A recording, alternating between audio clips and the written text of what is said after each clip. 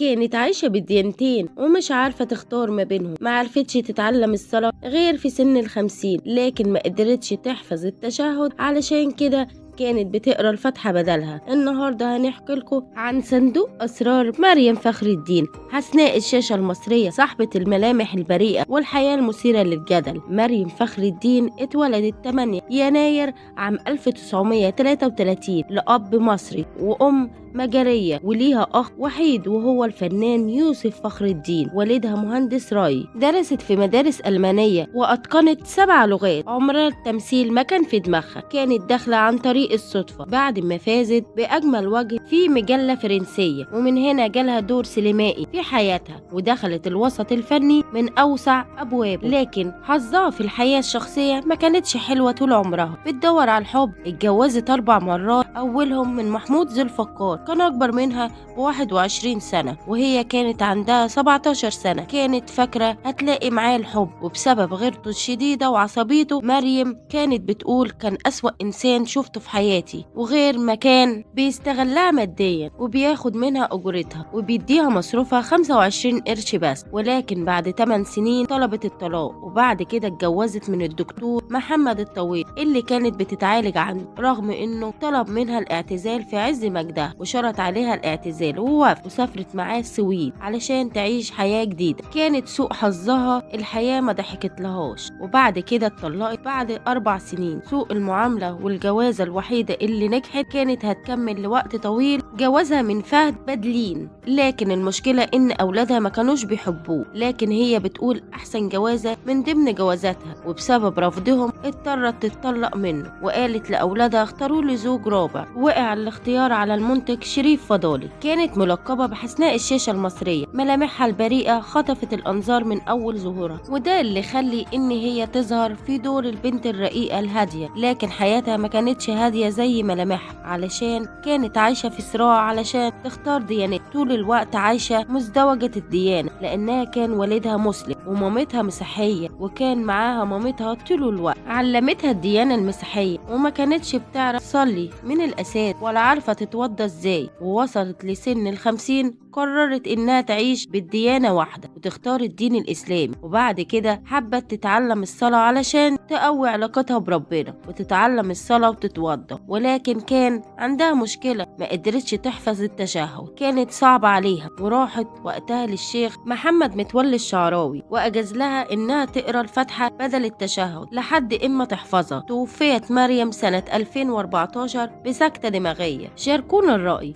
ايه اكتر الاعمال اللي بتحبوها في حسناء الشاشة مريم فخر الدين؟